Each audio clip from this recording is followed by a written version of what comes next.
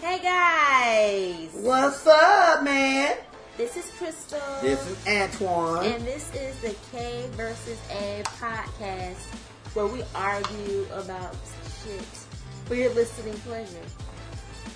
This week we'll be talking about the new Blair Witch, Yay! American Horror Story, Yay! the upcoming Harley Quinn movie, Woo! and other pop culture foolishness. Listening pleasure. To let y'all know, me and Chrissy, I've been here for 45 minutes, and we've already had enough material to last about the next couple of weeks and shit. But this is what we do. We try to get in here on a decent time and get started, but we get sidetracked. Bullshit. That's bullshit. Record, bullshit, record. Get a drink, record. Put a bullshit, record. But to let you know, I'm gonna get you Chrissy, so bang, and we are now on. We are now on iTunes and Google Play. Finally, Google Play was on some bullshit. They kept getting the email address wrong, but we got that all figured out. So iTunes and Google Play.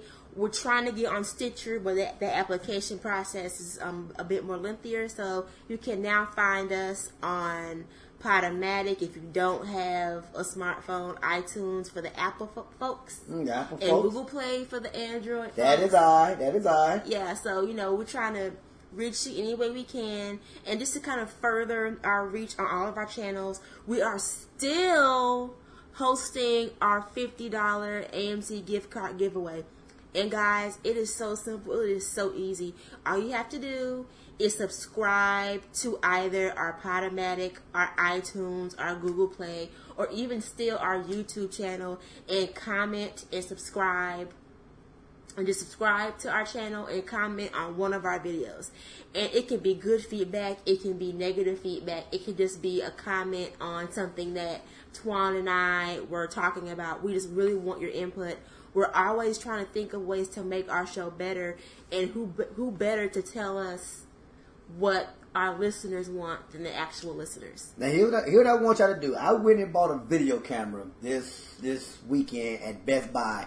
I love Best Buy. They pissed me off this weekend. They said they had my shit at the store. They didn't have it. Then I had to go through some other shit to get it. But I have a video camera. So tonight we took about 17 minutes of footage. So Chrissy's gonna upload that tomorrow to our YouTube. Yeah. To our YouTube. So please check it out. Cutting room floor type stuff. Nothing really it's not really our fun. Yeah, but we're just having fun. I want people to see how much fun we have doing the podcast. So please check it out. You get a chance to see us and all. Well, you see her. You don't see me. You hear his voice. You hear my voice in all our glory. So please check it out. And then I might be helping with the giveaway that we got going on. And thanks to the one listener, hey man, we're giving you a shout. John Owens. We're giving you a shout out to John Owens. Thank you. We love you. We love you, man. You fuck with us, so we fuck with you. We fuck with you, bro. So we got some more giveaway stuff going on. So we are literally giving away 4 more prize packages. The only thing you have to do, subscribe and comment, and it's going to be $50 worth of AMC gift cards and some additional K versus A swag. So we've been coming up with certain ideas for gifts and stuff to give to you guys, and we're just super excited to get some winners and give out some prizes. Yeah, and take our money. Thank you for and yeah, please take our money. You know what I'm saying? Also, thank you for the Instagrams. Every day we're getting new viewers. I see it all the time. For Twitter, thank you very much. We love you guys, man. So thank you. And without further ado, we're getting ready to roll. One more thank you. There we go.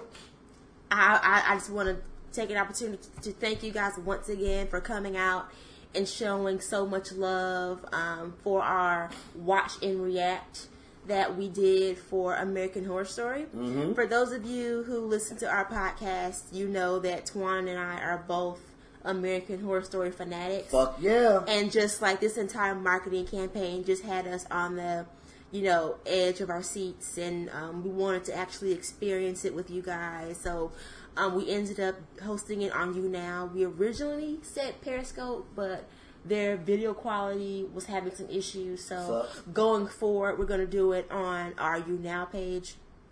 And thanks to you guys just coming in and listening and having a conversation with us. We toggled between the number 1 and number 2 user of the AHS6 hashtag, and that is all because of you guys just sitting and tuning in and all that good stuff. So thank you from the bottom of both of our hearts. Yes, thank you. And it turned out so well last week that we're actually going to have that be a weekly thing. We're actually starting tomorrow, Tuesday, September 20th, with the season 2 premiere of Scream Queens. Yes. That's another show that Twan and I are obsessed with. Yes. And then we're going to be doing that every week, in addition to American Horror Story every week. And I just wanted to put that out there. Thank you guys. We love you. And then, you know, trying not to get sentimental, but it really means a lot that you fucked with us for an hour. So and it's not even an hour to us. It's like 5 minutes, man. Like the time just zooms by. Hopefully, when you're in your car listening to us, or you're at work, supposed to be working, and you turn the shit off because your boss is looking at you.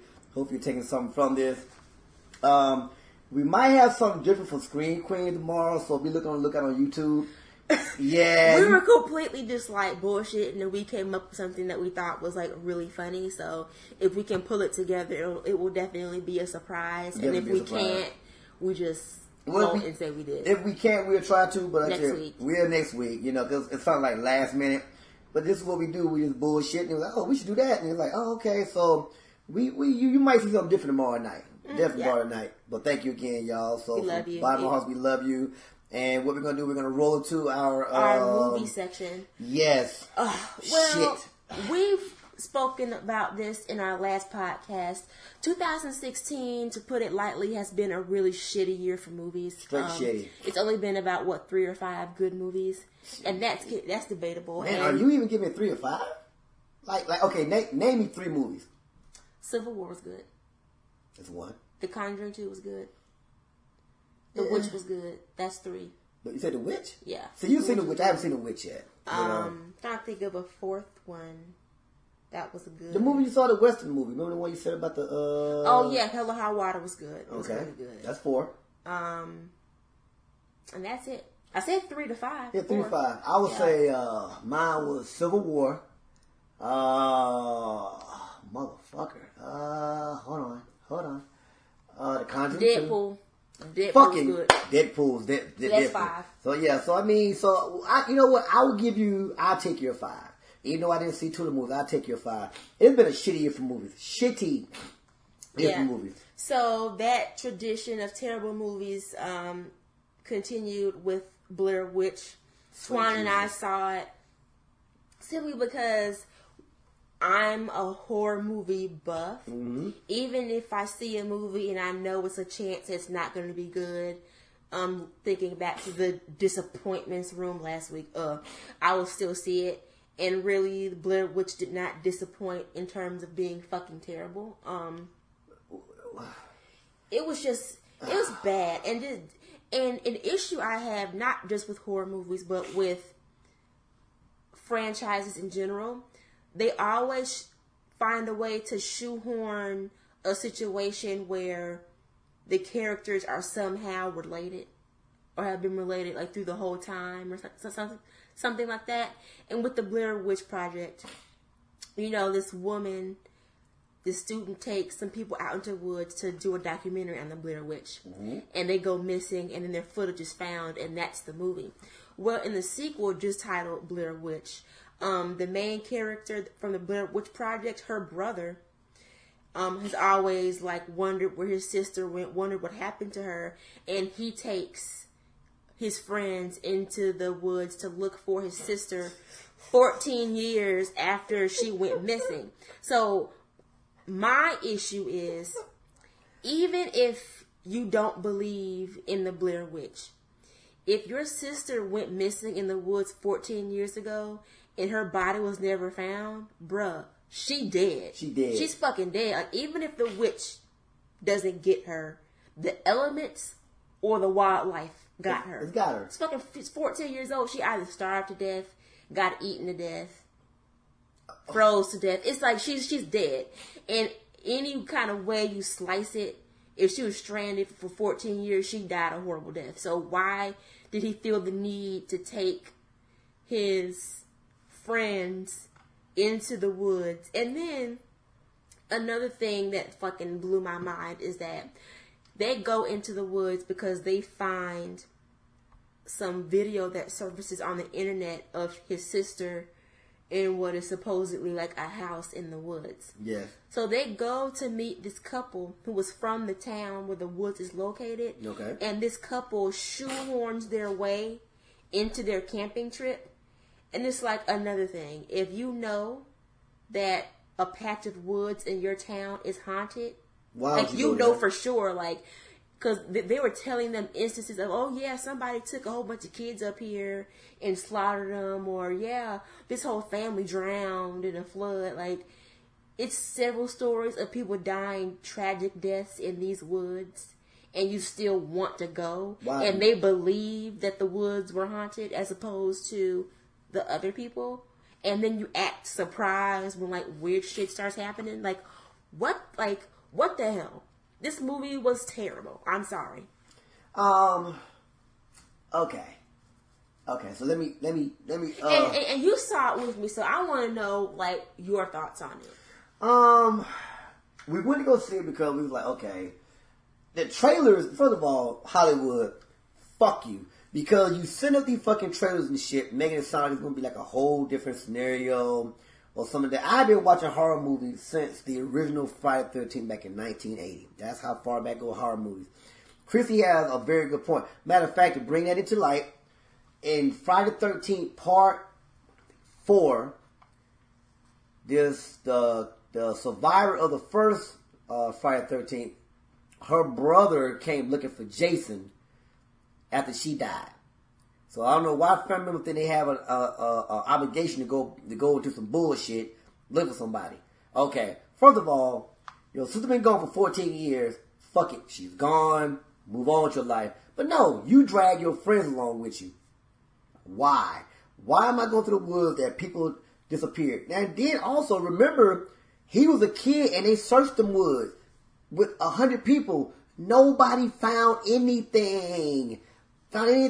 So why would you go? Why would you go back? It didn't make any sense. And then you go there. If people tell you people have died here, you don't believe it. Why? Why can you not believe that? What they should have did, if this is actually real life story, he's been to a horror movie before. He know how this shit's gonna fucking end. Why do you go? And it ended, not to give any spoilers. Just give away spoilers. Spoiler alert. It ended almost exactly like the first movie did. You go into a corner, you get banged upside the head, video footage is gone. How's video footage being seen? Is the Blair Witch fucking taking this shit and moving it somewhere so people can find it or some shit like that to bring more people in there? That was what, an hour and a half of our time we never get back, you know what I'm saying? Yeah, I guess one of the saving graces of the movie is that it was not very long. It was like an hour. Thank you, Jesus. Hour 30 minutes, but it was just really bad. Now, there was one scene that was really scary simply because of the situation, not as much as the tension. It's one scene where this girl has to crawl through a very tiny hole. Yep.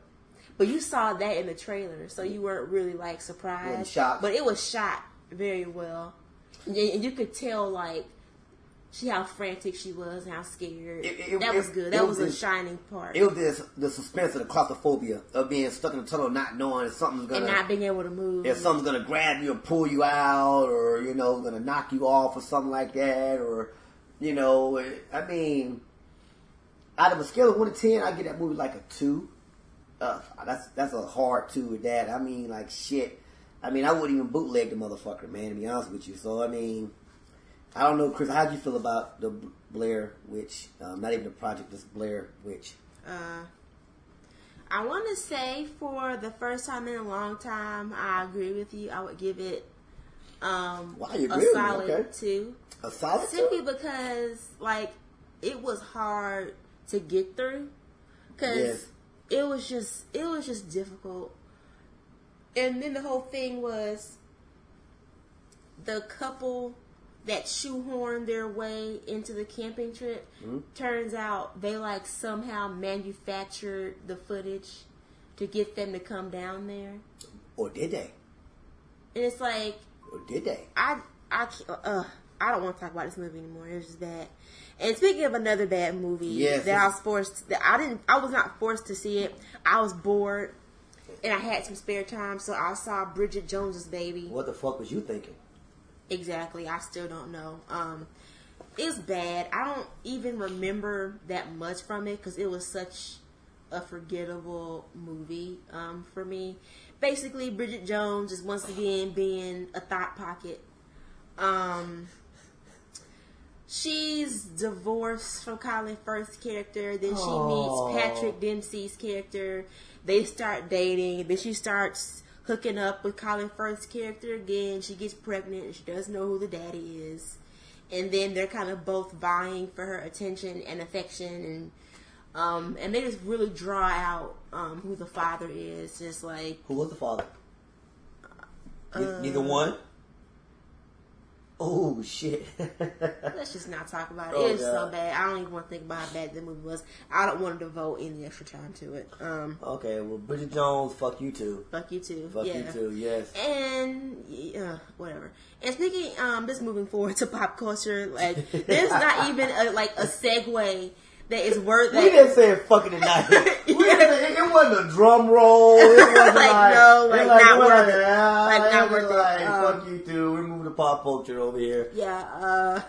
There's Harley Quinn is getting a solo movie. How? Why? And Margot Robbie, who played Harley Quinn in Suicide Squad, who was hot. She's hot. I'm not a hater. I have no problem admitting when another woman is attractive or has a nice body, but she's set to be an executive producer of the movie, and that's all. That's all well and good. I didn't know that Margot Robbie had enough clout in Hollywood to be an executive producer. That word. I said she got clout like that to be an executive producer. But also, I feel like being a producer or an executive producer, what does it really mean? I think that's just something to make the actor feel good. Well, I mean, because you have to. What do they do? No, okay, you got to pitch the idea, and then you got to go to Hollywood and say, "I want to do this movie." So, what the good thing about an executive producer, you get the writing credits for it. So no matter how bad this movie is gonna, she gonna make bread. She gonna make fucking money. Yeah, there you go. Now the question is, do we care? Yo, I tell you what, me personally, I like the Harley Quinn character. I fucks with her, and I would go see that movie. I would go see that movie to see, is it gonna follow up behind Suicide Squad? Is it gonna be a prequel? Is it gonna be a Ooh. I think technically it could be a prequel or a sequel depending on, and also I want more of the Harley and Joker relationship. Fuck yeah. So it can be a prequel to how she ended up at Belle Reve, like her story of meeting the Joker and falling in love with him and breaking him out and then getting caught. Or it could be about Harley and Joker after he broke her out and maybe they're running from Batman or something. Well, they're in Louisiana, so why would they go back to Gotham? You know, because that's their stomping ground. Why does the Joker go back? Harley Quinn got that. Man, let me tell you something, y'all. If you seen Suicide Squad, she's pretty. She's pretty as fuck. Harley Quinn got that shit. Cause this nigga done went to a fucking a war torn city. Okay. Then he goes to a black ops site to break this chick out. She got that shit. It's been argued, and I guess it can go either way, about how the Joker feels about Harley. Does he love her, or is she just a possession to him, and he doesn't like what other people have or steal his things? Well, the Joker has never been a person that values possessions. Ooh. He never has. You know, Mind blown. I've read so many think pieces, and you just blew my fucking mind with one sentence. Yeah, he does. Brava! You know what? I'm good every now and then, y'all. But the Joker does not value possessions. He doesn't care. Okay, name me one thing the Joker owns. Some men like to just watch shit burn. That's a paraphrase from Dark Knight. But that's the Joker. You know what I'm saying? And the Joker, I think, even the Harley Quinn character, even in the comic books, they have such a love-hate relationship. It's like he basically didn't. He smacks her around. He didn't. Yeah, he smacks her around, but she loves it though. It's not. I mean, I think they're both masochists. But her character is so.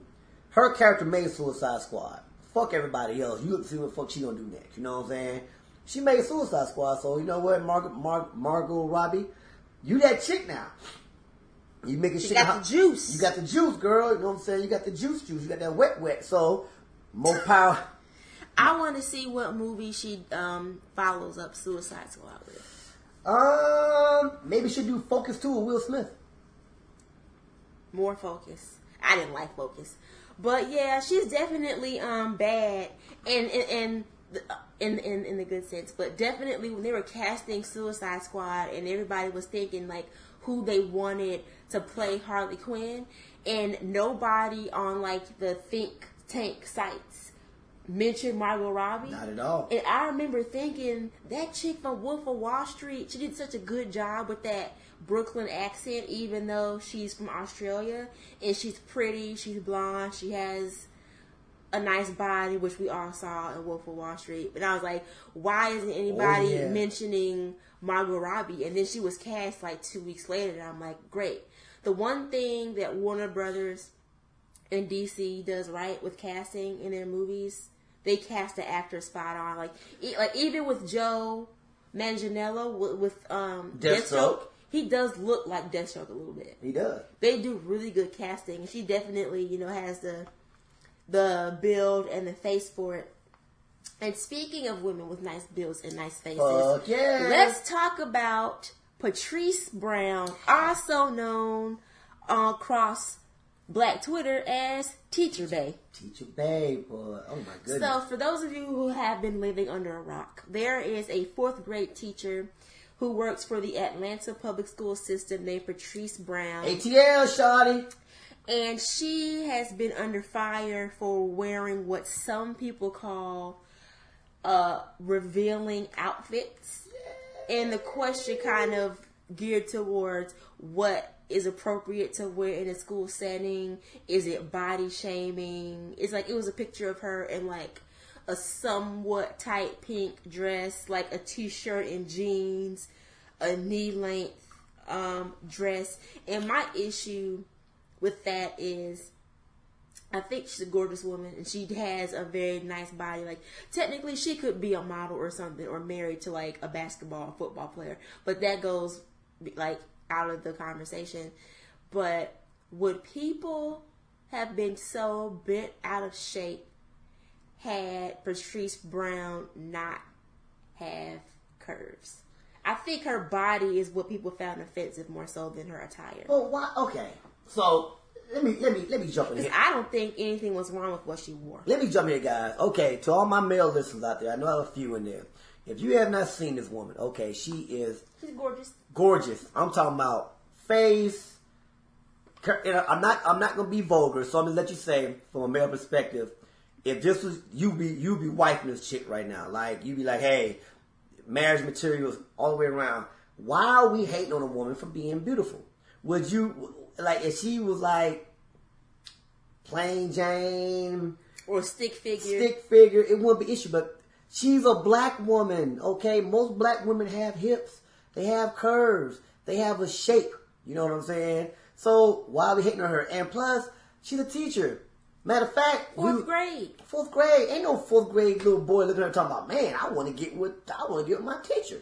You know, now I'm not talking about the parents. The fathers might be coming there. I bet parent-teacher night is pretty full with the dads in there, you know what I'm saying? But why are we hating on her? I mean, and the sad part about it is most social media, it's the women that's hating on her. They should be upon it. Hey. I think a lot of that her criticism comes from insecurity, and I'm willing to bet money that I don't have that she was reported by either a fellow teacher or a salty ass mom from one of her students. Might have been both, but you know what? If I had to go with it, it was a salty ass teacher. You know what I'm saying? She like who she thinks she is wearing a little pink dress. I'm over here in my City Trend special. And she over Why here. gotta be City Trend special? Hey man, I fuck with City Trend, man. I done bought a few shirts out of City Trend. You know what I'm saying? But anyway, the point being, why you mean City Trend? Like I'm just saying, you know. The point being is there's some hate, but it's only helping her. Let me tell you something. 113,000 followers on Instagram in like less than a week. This woman gonna fuck around and have her own damn reality show. Mark my fucking words. It's gonna be like Teacher Bays of Atlanta. Maybe. That does sound like something that would be on E. Teacher Bays of Atlanta. On like E, VH1 or something. And the thing is, all that's going to do is like elevate her profile. Like, how many people have slid in her DMs in the past week alone? Man, bro, I know a few basketball players building hit up. For real, she probably getting dick pics of like Hawks and Falcons as we speak. Like, hell yeah. Well, you know Julio Jones. He's single. Ain't Julio single? Shit. Julio making $12 million a year. Shit. I might send her. I'm just saying. I know somebody might send her one every now and then. So stop hating on Teacher Bays. I think that's kind of like reverse body shaming. Like, oh, don't be curvy. Be ashamed. Be fat. I mean, but. Because like people say body shaming in terms of like if a girl who's big who wears something and people tease her, or a girl who is skinny and doesn't have curves and people tease her. But I think because like body shaming in terms of body image, but also I think body shaming can lend itself towards women who have nice curves, and body shame in terms of like you don't want to be sexualized, don't be sexual. Cover up and like wear baggy clothes so people won't look at you or you won't be an object. And I think that's kind of body shaming in and of itself, like another facet of it. Like basically they're telling her your curves are offensive. Be basic. Okay, first of all, this is Atlanta fucking Georgia. If you ain't never walked outside anywhere downtown, any kind of club, there's a lot of body shaming going on cause shit. It's like, okay, so I'm going to hate on her because she's attractive. And like another thing that blew my mind is that people are like, oh, she's going to be a distraction to her students. Her students are in the 4th grade. That's what, 10? 9 or 10? Or 10 or 11? About 10. Yeah, about 10. Yeah, somewhere in that area. So at this point, and correct me if I'm wrong, male listeners, is that at that age, aren't you starting to like find the opposite sex attractive, but you don't like get boners yet? Well, okay, at 10 years old, 10-year-old Antoine James. You're like, oh, she's pretty. I like her hair or something, but you're not like, oh, I want to fuck so and so. Yeah, I'm gonna fuck the shit out of old Teacher Babe. No. The kid probably saying, you know what, she's cute. She's pretty. And a few kids might got a crush on her, but they're not looking at her talking about they want to take her down. Like, Take her down. Yeah, and it's like, even if she does wear baggier clothes or she wears a burqa, she's pretty in the face. Yeah, like, her face is banging. Still attractive. So unless this bitch wears a burqa and a mask to school, people gonna have something to be mad about. What I would say this right here is that like she would have to be totally covered from head to toe. She can't hide that. So well, you know what, girl? Do you keep doing you? Keep shining. Oh my God! I mean, god damn! If y'all have not seen this chick, it is Patrice Brown. Just Google it or Teacher Babe. She's gorgeous. Yeah, she's gorgeous. Straight. I mean, like she's definitely Willie Small. We're going to fucking you get a bag and some shoes and a belt. Yeah, and the thing is, these bitches that was hating on her and reported her to the school board. In the next 2 years, she gonna be married to like a millionaire or some shit like that. She ain't even gonna be working no more. And they still gonna be in Atlanta, PS 105 on Moreland Avenue or some shit like that. You know what I'm saying? So yeah.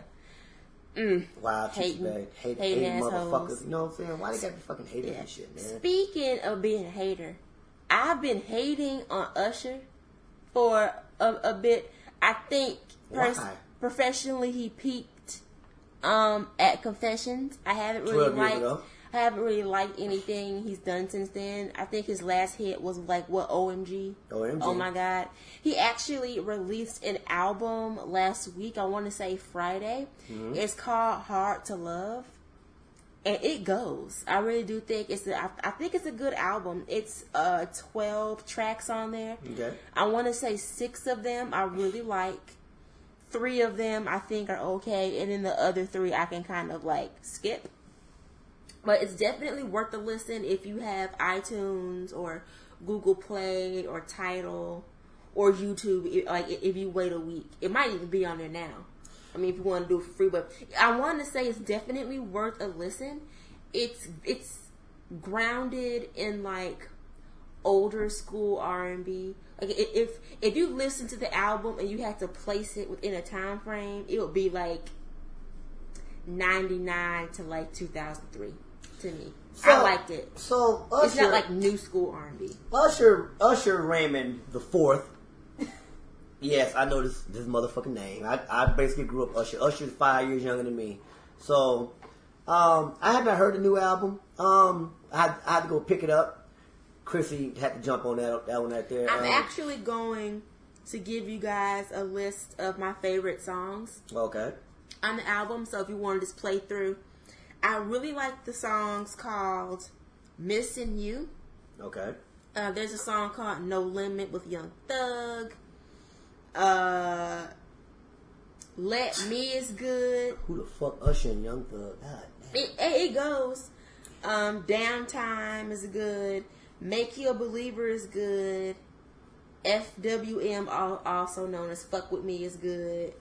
And Mind of a Man is good too, as well as Hard to Love. So it's actually 15 songs on there. And just looking through it, I want to say 7 or 8 are good. 3 are okay, and the rest of them are eh. So what's it about? Good. What's it about 75? 11 out of 15. Okay, about 70, 71%. Yeah. 71%, So it's good. It's definitely worth a listen. I would definitely say go see it, check it out. I don't know if you want to actually buy it, but man, I'm going to Greenbrier Mall boy, and get that shit on the fucking for the low. You know what I'm saying? Like I'm finding some dude with like a little CD thing. I mean, I haven't really fucked with Usher me personally since Confessions. I'm sorry, because one day last week, me and Chris just sat and looked at Confessions. That was a classic fucking album. And I think that's the best thing and the worst thing Usher ever did in his career, because Usher, Confessions was such a good album. It's really one of those rare ones that you could just play all the way through. And you don't have to skip. And think of the last 2 really good just play through albums of the past 20 years. If, for example, I'm going to say Miseducation of Lauryn Hill. That's one. The Love Below by Andre. Okay, now are we talking about? Okay, because the speaker box was definitely, it was some shit that I definitely was like, Oh, I'm talking about the Love Below, Andre's version, Andre's CD. Okay. So those 2 albums to me stand out as 2 of like the best to come out in the last 20 years. And think what happened to those people, to Lauryn Hill and Andre 3 Stacks' solo careers after making such a masterpiece. They couldn't move forward. They couldn't move on. You're stuck. And because it's like, how do you top something that's so masterful? And I think that's the difference between a 3 Stacks and an Usher. Andre, on some level, I think he knew he couldn't top that album, and he just stopped trying. He just chose to be a feature on everyone's song and kind of stay popular that way. And Usher kind of tried to go forward, and considering he hardly ever writes his own like music material, and he is trying to like change with the times, like the dubstep and all that stuff. It's just, I feel like it's hard for him to reach his footing. Mm-hmm. But with that being said, this is my favorite post Confessions album of his. I would say after Confessions was I do the album. I think after Confessions, I was like, you know what, you're just stuck like Chuck right now. You're gonna be in the R&B chitlin scene in a minute, so we're gonna go ahead and leave that. He's alone. Fighting it. I don't see why. He is fighting that R&B chitlin circuit so hard. Like, that's your destiny, Usher. Yeah, I mean, everybody ends up on the R&B chitlin circuit. It's nothing to be ashamed of. No. R. Kelly was the man for a minute. He's on the R&B chitlin circuit right now. He got to support his 19-year-old fiance. You know what? That's a story for a different day. I will definitely pick up his album, go check it out. You know what I'm saying? I mean, that way we can give like a better feedback. Yeah, and he's gonna have those, the Give Me a Chance song, the I'm About to Cheat on You song, the Go to the Club song, and then he got his quintessential, Get Nasty, Let's Get Freaky song, it's certain things you can expect from an Usher album, and he definitely delivers. It's just this time the songs are better than what we've been subjected to the past like 10 or 11, like shit. The years. last couple of years, like, man, what the fuck is this shit? You know what I'm saying? Like that nigga's definitely tripping, man. Like, you know, but I got you, Mr. Usher Raymond IV. We'll check you out on the next go around. I got you on that one. And speaking of like being nasty and being freaky, 50 Shades Darker, that trailer came out last week, and it has actually surpassed The Force Awakens as the most watched trailer, which is something I didn't think would ever happen. Why? I don't. Because it's like... Have you seen 50 Shades of Grey? I meant Star Wars. I don't know if I said Star Trek or Star Wars, but the Force Awakens. Mm-hmm. I never read any of the 50 Shades of Grey. I did. Simply because I felt like the premise... I'm not going to say it was gross, but I feel like it was just very gimmicky. And I have not read the series, but I bought the first book. And I only got through like the first 3 or 4 chapters. I just think they're poorly written. Really? And like gimmicky. I couldn't really get through it. But I knew they were gonna probably make a trilogy simply because the books were so successful. So yeah, the trailer was, more the whole thing, as steamy as we can make it for trailers. Like, okay. Get it. Okay, so you know Fear being 50 Shades of Grey, right? The original book. For those of you who have never read 50 Shades of Grey, quick synopsis: rich guy meets college girl. Guy is very controlling. College girl is very reserved. He turns her straight the fuck out, but he has a dark side to him. He's into S&M, bondage, freak shit. You know what I'm saying? And as much as she loves him, she's not into that. So the book, as well as the movie, ended with her leaving him. The movie, if you read the book and then you saw the actual movie, you were pissed off because the dude was somewhat the same. The chick, fucking worthless. Like there was nothing in her chemistry. I saw no chemistry at all. A piece of the movie. Not at all. I saw pieces of the movie. And I saw the part when they're flying in the plane. Mm-hmm. He's flying in the plane, and it just seemed like the chemistry was not there between the two actors. So if the whole movie hinges on this intense, like, sexual chemistry between the two people, and the actors can't portray that, I was kind of like, click. I only saw like 5 or 10 minutes of it. I will give y'all a brief. I'm going to make this quick. There's a movie called The Thomas Crown Affair with Faye Dunaway and Steve McQueen. So I'm taking you back in the movies now. And this just shows you Hollywood needs to start doing more fucking screen tests with the actors, whoever they're going to play their movies.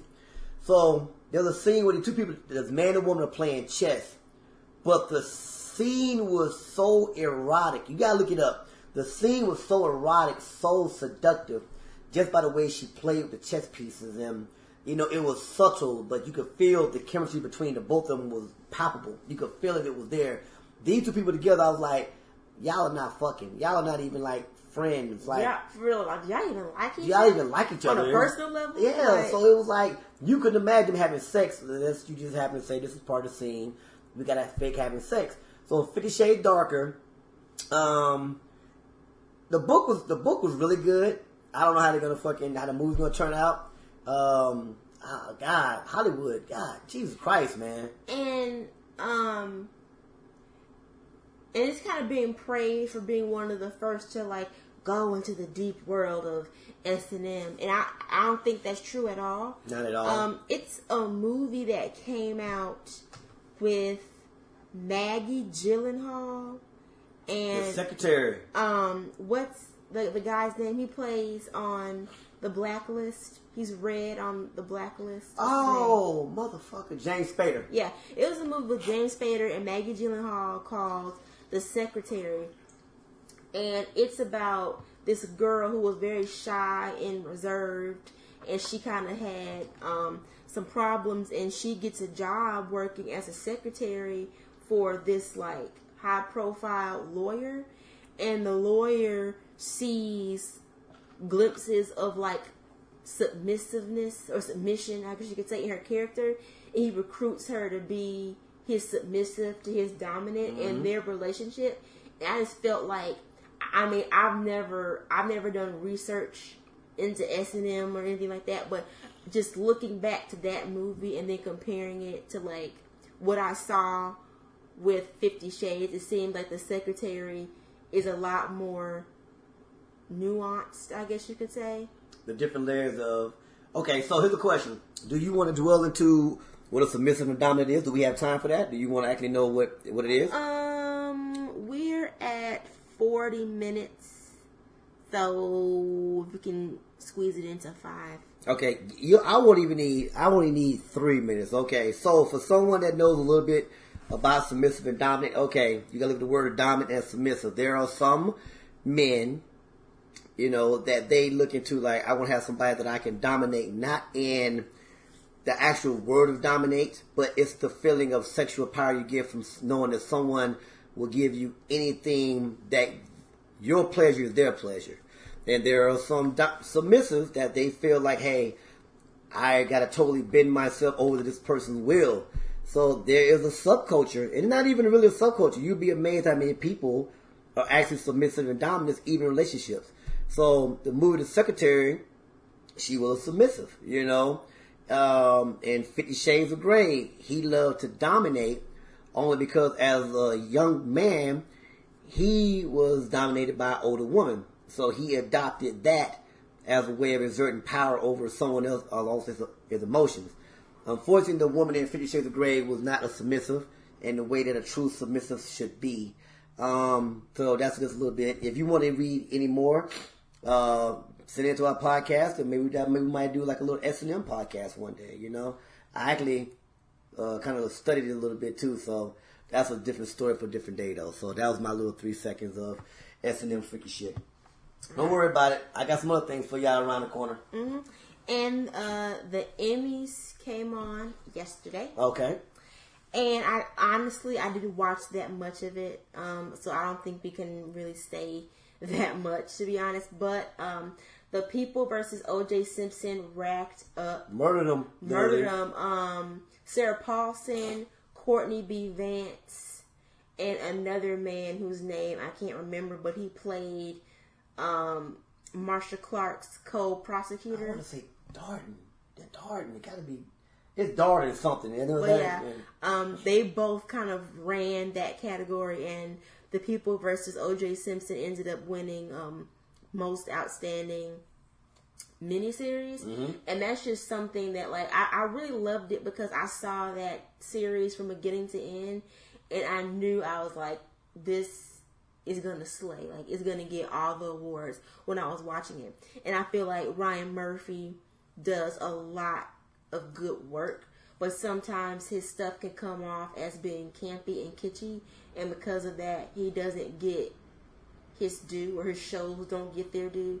Like even with American Horror Story, Jessica Lange won a Golden Globe like once or twice, but that's because she's freaking Jessica Lange. She's like Jessica Lange. She's like an amazing actress. I mean, she's that shit. You know what I'm saying? So, but aside from that, his shows really get their due. So I was very happy just for everyone involved, and particularly Sarah Paulson, because she's just done amazing work on all of the series and shows that she's been on. So I was happy for her that she finally got something. The People's O.J. Simpson. If you've never seen that series, it's amazing. It's such an enlightening view on race relations, how we view each other. The justice system. The perfect line was, "I'm not black, I'm O.J." And that just showed his view of how he viewed himself. And he thought he was above race. And he really, at one point, he really was. To be honest with you, he got reminded that he was a black man when he killed that lady. Real quick. Or allegedly. Yeah. We can't say we know for sure, but allegedly. But that was the perfect that was a perfect showing, like, the criminal justice system. Because realistically, y'all, and I love all y'all for saying it, but you may agree or not agree with me, but do you really think that in a court of law in America, OJ would have walked away if he not had the money to pay for the defense attorneys? I don't know about you, but the evidence that we know then, and especially what we know now, I mean, come on now. I mean, money really talked on that situation right there, you know? And I think that show was more for the people who were children or didn't experience it when it was happening. Because with me, OJ happened, like 94, 95? So you've been, Yeah, I was a baby. You was a baby. I don't remember, I know now the importance of that case, but I didn't live it like so many other people in the country. Yeah, I got So just being kind of able to see, behind the scenes, behind that curtain, and then kind of seeing how the public's perception of Marsha Clark ended up hurting the state's case against OJ, and basically, about misogyny in the justice system, race relations in the country, how race was used as a defense. It was such a dividing factor. It was just very interesting. Well, if you look at I know I don't want to go into a tangent, but I have to say this because I lived the O.J. Simpson case, and I can tell you unequivocally, it divided the country. I mean, I'm gonna give y'all a quick story. I was in the military, and we were in the motor pool when they read the verdict. Chrissy, this is no lie. I'm looking at her dead in the face right now, y'all. They put the actual verdict over the loudspeaker, over our whole unit could hear it. And when they said, "We the people find Orenthal James Simpson not guilty of murder," every black person in my unit was running around screaming, "Free OJ! Free OJ!" Every white person was dead silent. They was like, how did he get free? Now, mind you, these are the same people that I'm going to war with. So just to even see that the divide, so you can imagine if that was just one piece of America, imagine how the whole country felt. And also, I guess we could just go on this tangent because I think it's somewhat relevant. So the Rodney King and the LA riots was what, 91? 91. And then you have OJ. Rodney King, right? 91. So yeah. How can you be surprised that the same state that would let those 4 police officers, when they were on tape, beating that man within an inch of his life, they get to go free? And you're also, how can you be surprised that when they let that happen, that they would let OJ off? Now, from a millennial black person's perspective, hindsight. Okay. If I had to change something about the OJ case, I would have let him get convicted, because to this day, I feel like black people, black men in particular, are not given the benefit of the doubt because OJ got off. They would rather send an innocent black man to jail than have another OJ situation. And think about whenever a police officer, is involved in a shooting of a black man or a black person or anything like that. There's always one person that says, "Well, OJ got off." So if that is something that plagues the black community to this day, because white people love to bring up OJ. But I think of it this way: white people, 1 million; black people, 1. How many times has a white person done something untoward with a lot of evidence stacked against them, and they get off or get reduced time, and one black man allegedly kills 2 people and gets off, and that's kind of a dark cloud that kind of hovers over the black race, to where when anything bad happens and somebody isn't held accountable, they always bring up OJ. It's not worth it. I would have had him go to jail. Well, okay. So we're rocking and rolling with this one. I got a rebuttal this one. OJ wasn't black. if you look at that movie and look at the way OJ lived his life, he consistently, and I don't mean to say OJ wasn't black, because OJ is African American male. He didn't believe it. I can't explain it. He transcended race. He transcended race. If you look at OJ in the '84 Olympics, he was the final bearer of the Olympic torch. People didn't look at OJ, but he said, I will repeat the same statement. I'm not black, I'm OJ. He transcended race until it came to be a situation to where now his ex-wife and the young man that were murdered, they thought it was him. So all of a sudden now it flipped. And if you looked at the way the trial unfolded and just how his demeanor, even with everything he did afterwards, he never caught on that, okay, race is a factor. OJ was like, I'm OJ Simpson. I've always been this. I'll always be this. And so he didn't look at himself the fact that I'm a black man. He said, I'm his OJ. And the black community, they supported him not because let me tell you something about OJ Simpson. Most black people did not care for OJ Simpson. Okay? We didn't then. We didn't now. We just support him because we was like, as Chrissy said, I will agree with you on this, for so long the criminal justice system has been unfairly unjust with punishment on African American males. Could you imagine, readers, listeners, please think about it for a second. What if we would have had Facebook and Twitter and everything we have now? If media influenced that trial then, what in the hell could Twitter do that trial right now? Could you imagine just the shit will be going on right now, man? Like it would be ridiculous. Like that trial, that case would literally just would have booked internet right now. Yeah. But the thing is, you said like, I'm not black, I'm OJ. That's how OJ saw himself, yes. Right? My argument goes to how everyone else saw OJ. I think OJ felt like, okay, I'm successful, I'm rich, I have money, so I don't identify with the black struggle, so he didn't see himself as black. No, he didn't. I'm talking about the people outside of OJ's circle. I'm talking about America, mainstream America.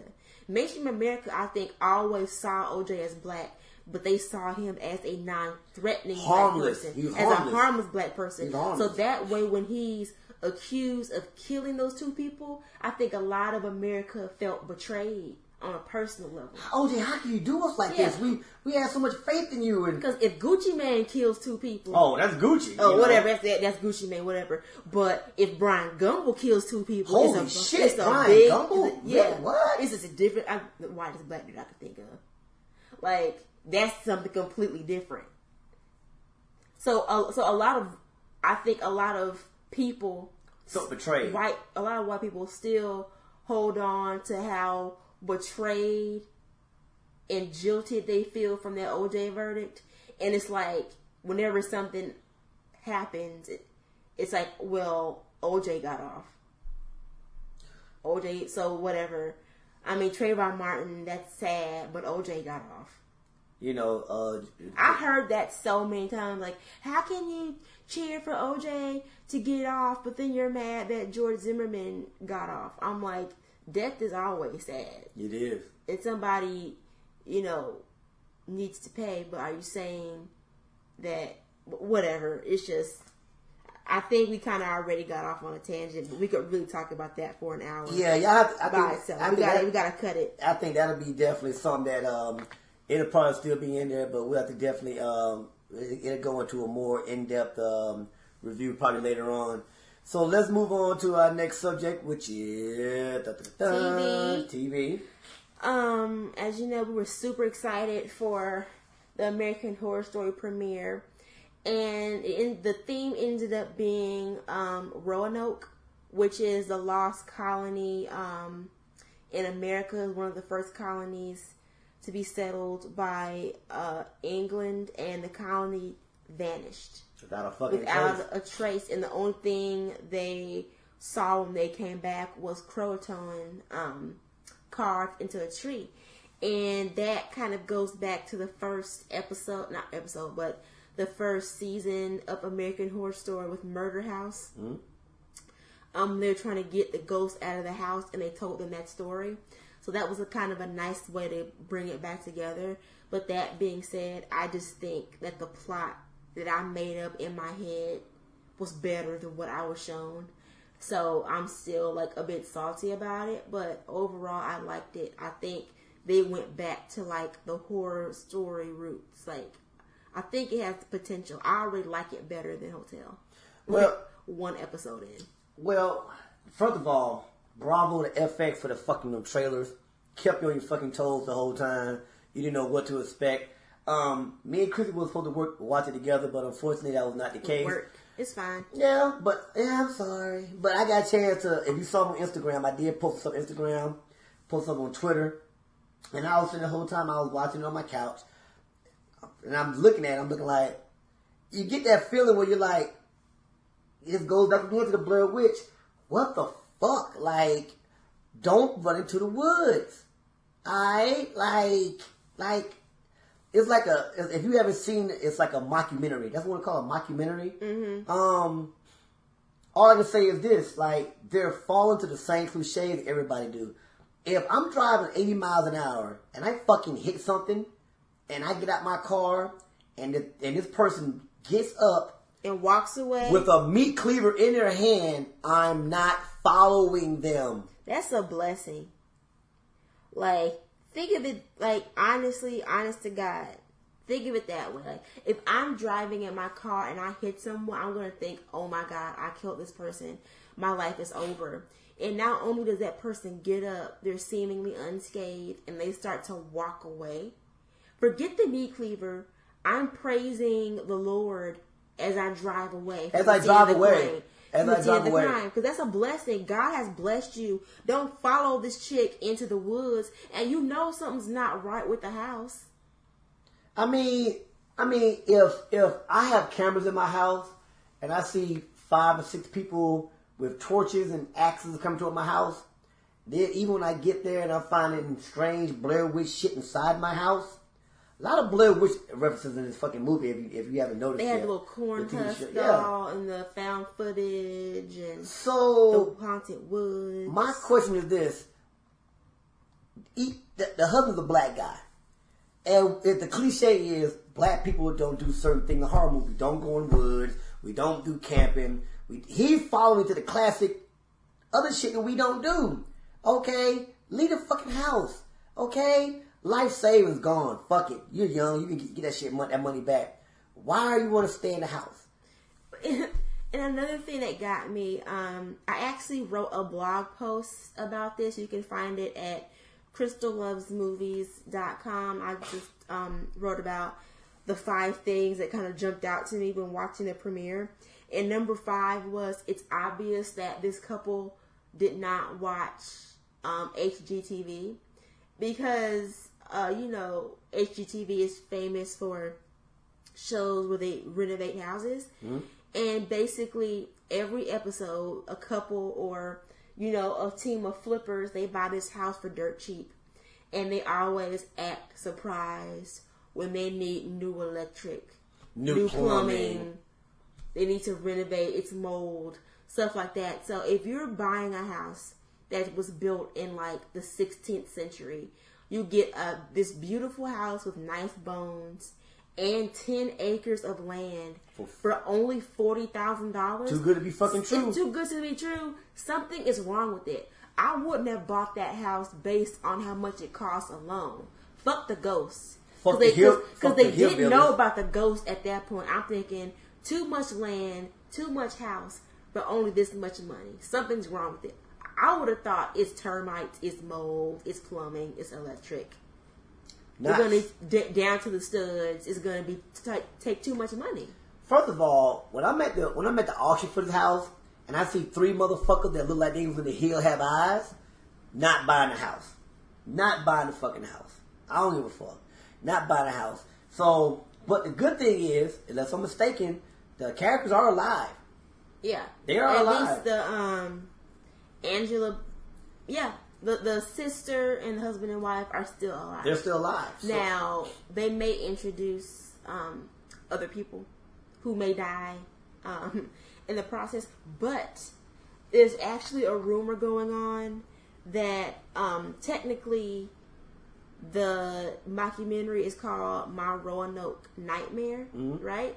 So it's a rumor that this season might be an anthology. So maybe the first 3 or 4 episodes is the haunted house, and then maybe another 3 or 4 episodes have to do with another haunted aspect that centers around the Roanoke colony, and then another 3 or 4. Oh shit! I mean, a mockumentary can have more than one story as long as it's related. American Horror Story is definitely they keep you on your toes. I guess they learned from season past that you can't have a good season, bad season, good season, bad season, good. You know, I guess they're saying we're going to step it up. So definitely be on the lookout for that. We'll be doing that part. Watch and React on Wednesday. On Wednesday. The show starts at 10 o'clock. So every week, including this Wednesday, we're going to start the Watch and React at 9:50.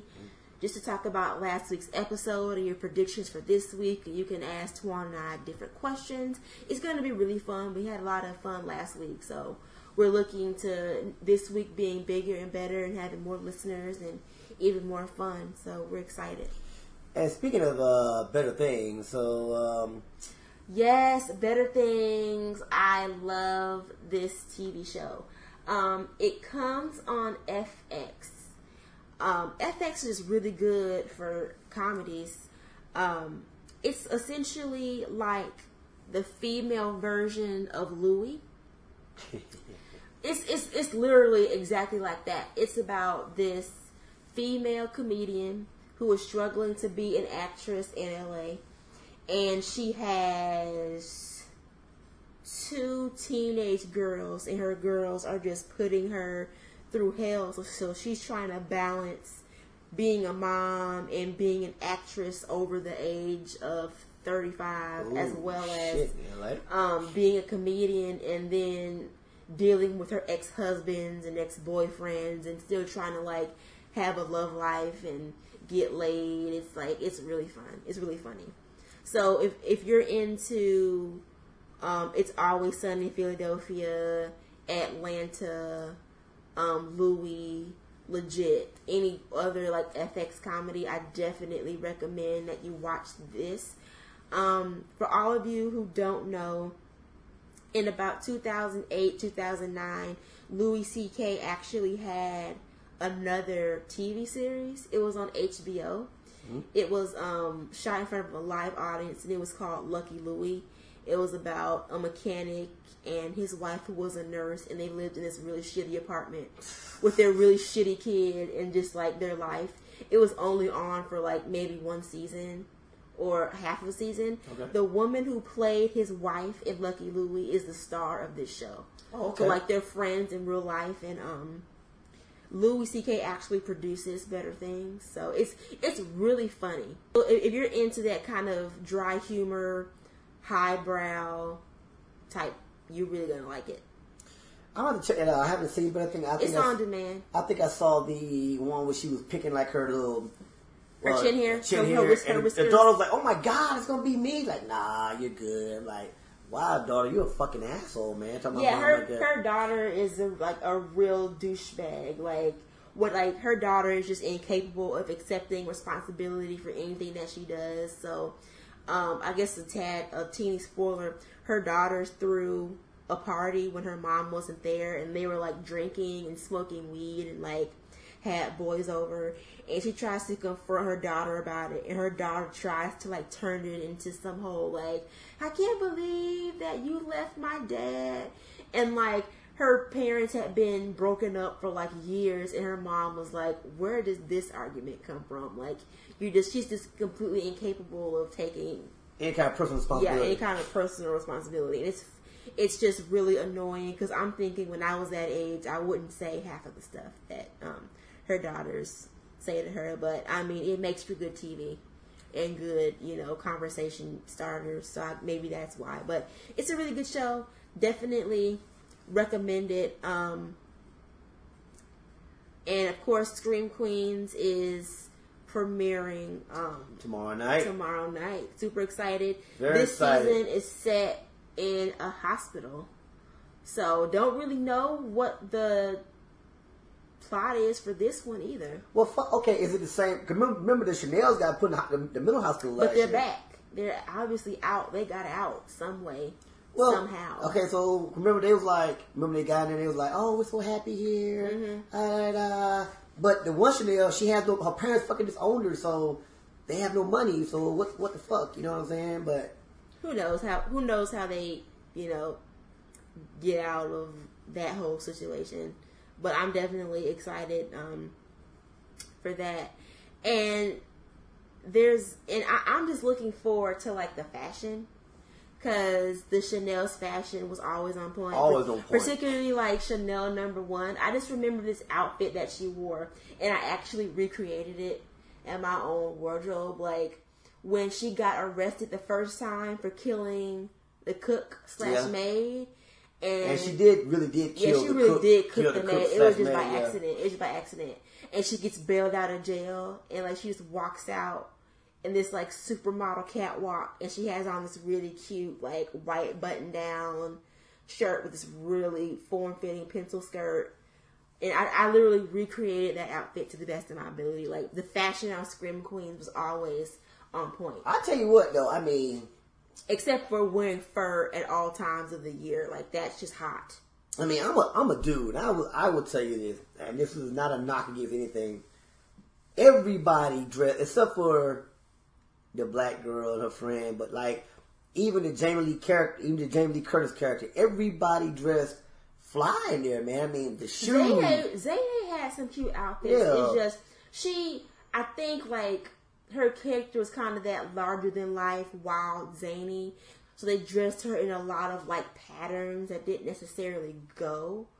But when her fashion hit, it hit hard, but she wasn't as consistent as the Chanel. Chanels were like on point. Chanel's, everything matched. The purses, the shoes, I mean, everything matched. So, I mean, shoot, I might have to try to get like a little Scream Queen outfit. I mean, I ain't got no problem with that, man. You might see me on a little podcast, man. I might have a little feather bowl or something like that. You know, you never know. So, we're definitely looking forward to that right there. And speaking of fashion and like killing it, I have to talk about Tim Gunn. This week or last week was New York Fashion Week, and Kanye West premiered the next season of his line. And Tim Gunn just went in on him like completely and utterly. And I guess this is the next installment of our Shut the Fuck Up segment. Yeah, I guess so. So basically upon viewing Kanye West's new fall line, Tim Gunn had this to say: Kanye West is a sphinx without a riddle. I just don't understand why people are so in awe. The models were basically wearing stretch undergarments. And then when asked, like, do you think his line is stupid? He says, I think the only thing dumber than these clothes would be the people who would buy these clothes. Wow. So, does Tim Gunn need to shut up? Why or why not? Isn't fashion in the eye of the beholder? Yeah. So, that's just Kanye's design aesthetic. I mean, I get it. That's what, and he always speaks on fashion being an extension of art, and art is all about like shapes and stuff like that. So I kind of can imagine why he would feel that garments that cling close to the shape as undergarments do, yes, would be considered art in fashion and all that stuff. But I like to think of fashion in terms of wearability. Yes. And I just don't see how anybody could wear any type of Kanye West fashion apart from the Yeezys sneakers and have that be like functioning. Like, I don't and then like they're so expensive, and it's like, dude, you're paying thousands of dollars for glorified Spanx. Like, what are you doing? So I agree with Tim Gunn, but I respect Kanye's thought process. I understand why his clothes look the way they do. First of all, I had a conversation about that before I drove here to see you. With we're talking about perspective. Okay, if You make $1 million a month, right? Would you even flinch at paying $400 for a meal? No. Okay. So this fashion line is not, well, for me and you right now, is not built for us right now. I'm not gonna sit there and pay no $4,000 for a pair of fucking pants. Fuck no. Okay, but if I'm making $1 million a month, what's $400 for a pair of pants? What's $4,000 for a pair of pants? That's nothing. I believe that the design is an eye of the beholder, however Kanye West decides he want to wear it. But he pisses people so off that they probably ain't giving the benefit of the fucking doubt. Like, all right, man, you don't know what the fuck you're talking about, you know. And maybe the guy hating because he's a rapper trying to get into fashion now, because, you know, for the longest time it's either Lagerfeld or Marc Jacobs or, you know, them guys. So he's breaking into a field that's pretty much dominated by the same characters for the last 30, 40 years. So could it be the guy just hating just for hate's sake? But Tim Gunn, I don't think he holds himself as a fashion designer. He's kind of like fashion editor, fashion like writer. And I can understand his like bewilderment. Because, yeah, I understand that a millionaire is not going to flinch at buying a $3,000 shirt. Okay. Or a $3,000 pair of pants. But are you going to buy something that looks like Spanx? Or are you going to buy something that you can actually wear out in public? Like, when's the last time you saw somebody go out in like a Kanye West like outfit? Not the Yeezys. When is it like... And I'm talking about people who can afford it, like your millionaires, your moguls, your actresses, your other recording artists. Who hasn't stepped out besides Kim Kardashian or Kanye or any Kardashian or anybody in Kanye's camp besides them? So you're struggling. You're struggling to call someone out. Because they're not wearable. Because... Maybe Kanye sees his clothes as art. Something you buy and just have, maybe, but so not. So you like, put the shit in a fucking closet and don't even fucking wear it? Or like, buy it and frame it. I'm trying to think in the mind of Kanye. Okay, now you fucking yourself up in the mind of Kanye West, okay? I think Kanye believes his clothes to be like living art. So maybe he feels like you wouldn't wear them. You would just own them. I don't know. Like you said, I'm trying to think in the mind of Kanye, and it's making me confused. You know, I'm giving a bewildered look face on this shit right here because, first of all, no one understands fucking Kanye West. He don't understand Kanye West. But I will give Kanye West the credit of this, though. He was smart in saying that rap money ain't gonna last too long, so he said, hey, I need to get another hustle. You know what I'm saying? So, I mean, you never know. This might end up blowing up, man. I mean, shit. Andy Warhol became famous for fucking taking a picture of a fucking apple. Can of soup. So shit, who the hell knows, man? Tim Gunn, I would say shut the fuck up, but you know what? You know more about this shit than I do, so you can say what the fuck you want to say. Different from a Kanye West fan. Winding down, we actually had our Sexless in the City podcast planned for today. We have to postpone that until later notice. Not for lack of ideas. Not for lack of ideas. We actually want to have more listeners and more followers to actually engage in us. Because simply, like, when we actually do it, it's going to be, like, so amazing. We're really excited. And literally every time we link up, we're thinking of, like, new things to add to make it more exciting. But in order to get the best out of it, we need more listeners and more followers. So we want to get our... follower and viewership up a little bit more before we actually plan that out, but it is coming. And even if you still want to submit, the good, the bad, and the nasty, you so totally can. Email us at kbapodcast@gmail.com and just, let it rip, and everything will be completely anonymous, no name, number, address, or anything. Will be given. So just be completely honest. And it's not going to be one-sided. Twan and I are definitely going to share our war stories with you. Damn, war stories? Like, yeah. Shit. Yeah. So, we're definitely excited for that, but that's just going to be postponed until further notice, but that's definitely in the back of both of our minds. And so far, I think that's all we have for this week. Yes, it is. We definitely want to thank you guys for listening and spending the last hour and some change with us.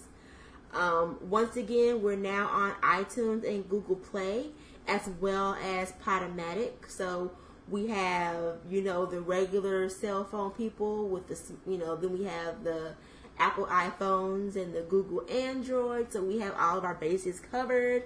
So subscribe to us, comment, and you will automatically be entered to win a $50 AMC gift card, as well as some additional little giveaway stuff that we're hosting. That's what we do. It costs you nothing but, a few minutes of your time and a few strokes of the keys. And we definitely want your feedback, whether it's good or bad. So let us have it. Let it rip. Thank you again for joining us tonight. Thank you for taking the time to listen to us. Definitely love you. Definitely, before we go, definitely make sure that you go on YouTube. Like I said, it's some footage that me and Christy actually put together. I don't know how she's gonna cut it up. She may let the whole 16 minutes rip, but it's definitely an insight into just our minds. Oh my God, we're some sick ass people. But it's funny. Like I'm gonna give me another 30 seconds. Our podcast is generally 45 minutes, an hour, some change, but we spend 30 minutes just bullshitting. So let's get to our minds, see how we doing. I'm gonna let y'all go tonight. I love you always. Be on the lookout for Screen Queens tomorrow night. I'm looking forward to it as much as you are to see what the fuck the Chanel's gonna have on tomorrow. It's gonna be fucking crazy, man. And hey, we love you. All right. See you next week. See you later, guys.